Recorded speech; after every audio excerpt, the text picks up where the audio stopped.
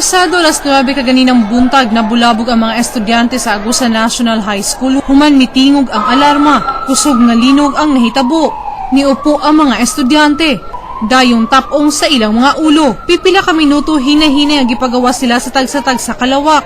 Dayong gipaadto sa dakong luna kilid sa tulunghaan. Didto na nagtapok ang mga estudyante ug mga magtutudlo ug naghulat kanus sila pabalikon. Pila ka minuto lamang human nakagawa sa mga estudyante, girespondihan usab sa mga bombera ang usa ka lawak tungod sa sunog. Upat ka mga estudyante ang naangol. Dali kining gipagawa sa lawak aron matambalan. Kining tanan eksena sa gipahigayong earthquake ug fire drill sa Agusan National High School kaganinang buntag.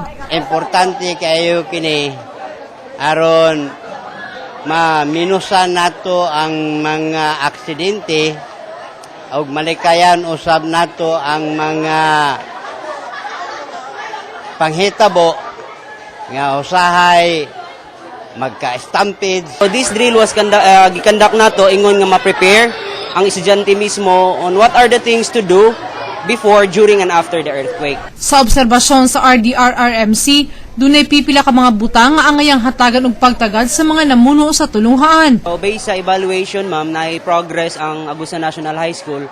So gi-compare na to ang previous evaluation karon na siya progress, but there are lots of things pa nga atong i-polish sama nang mga estudyante nga dili kay seryoso sa pag-perform sa drill. Shermaine Awitan, Patrol sa Caraga.